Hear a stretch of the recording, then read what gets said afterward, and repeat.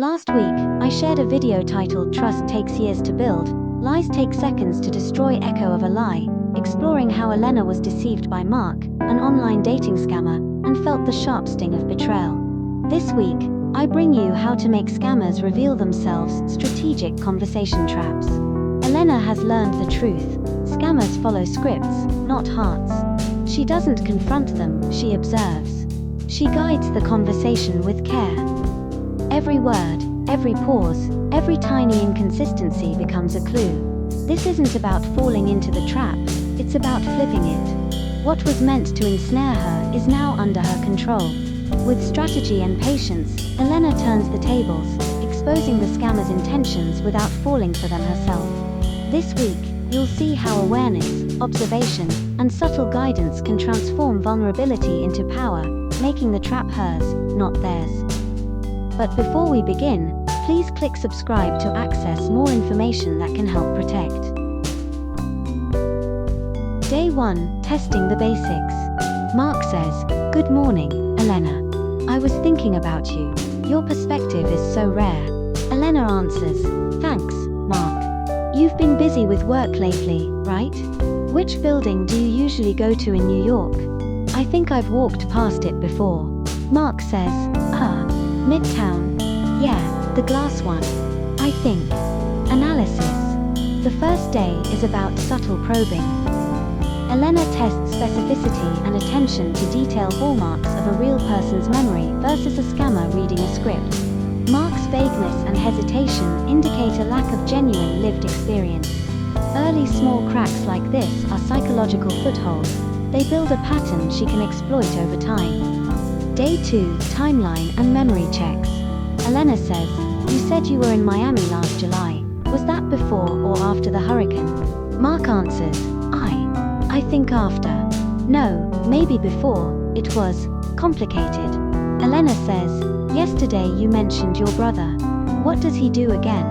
Mark answers, Finance. Wait, consulting. Yeah, consulting. Analysis. Elena's questions create cognitive stress. Scammers memorize general stories but cannot track real-life details under scrutiny.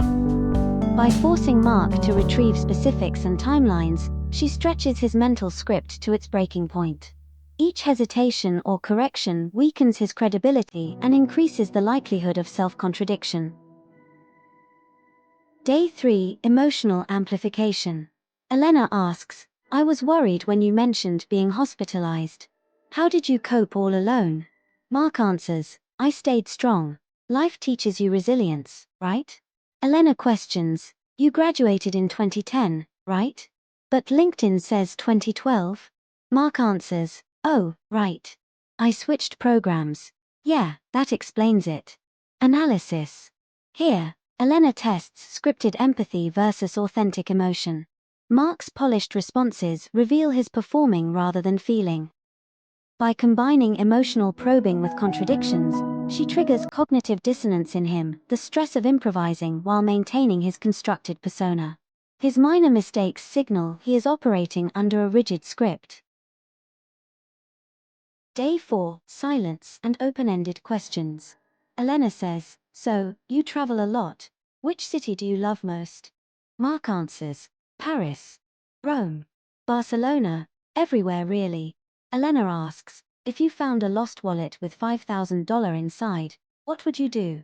Mark replies, "Return it, integrity matters." Analysis.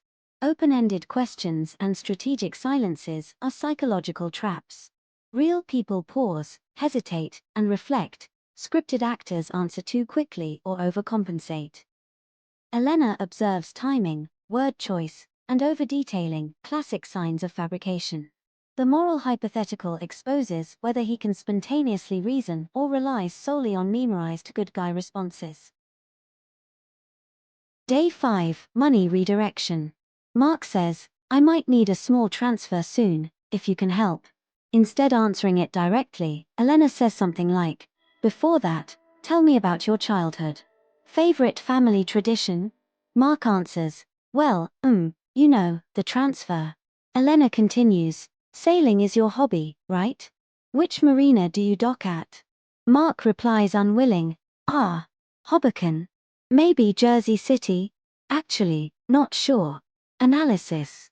This is classic agenda exposure. Mark's attempt to bring her back to money shows the underlying motive. Elena's redirection forces him into territory he cannot script easily: personal hobbies and memories.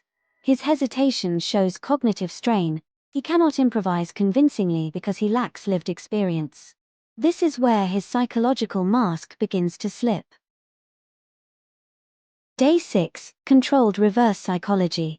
Elena says, "I don't mind sharing my bank info if you really need help, but just for fun, can you guess what I'd say next?" Mark answers, "I think, maybe you'd want me to help." Analysis. Elena uses reverse psychology to provoke oversharing.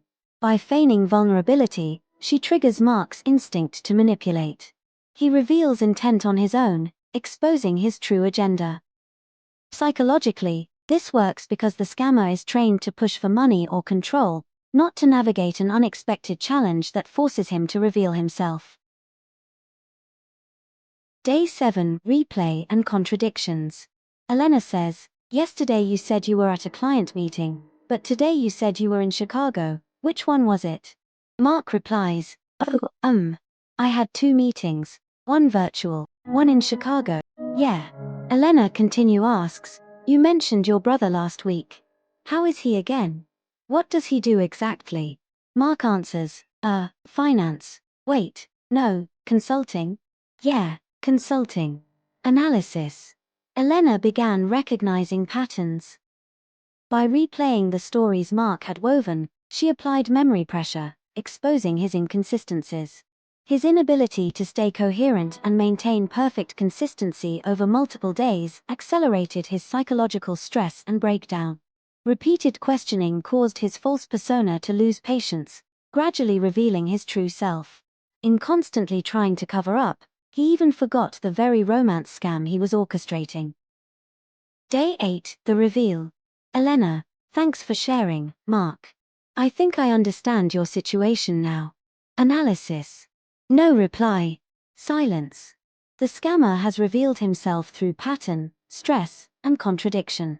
Psychologically, Elena's patient, strategic guidance converted vulnerability into power.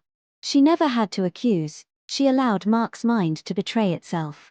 Her awareness and subtle traps transformed the interaction from a potential victimization into a masterclass in behavioral observation. Elena didn't win because she confronted him. She won because she understood him, his limits, his patterns, his pressure points. Every question she asked, every silence she allowed, every contradiction she revisited, it all pulled the curtain back inch by inch until Mark's act collapsed under its own weight. And if this breakdown taught you anything, it's this: scammers don't expose themselves by accident. They expose themselves when you know what to look for. If you find value in learning these subtle tactics, if you want to protect yourself, a friend, a parent, or anyone who could be caught in the same psychological fog, then this series is your armor. Subscribe so you don't miss the next part. Because every week, we take one more step toward making you unscammable. You'll get real chat breakdowns, not theory.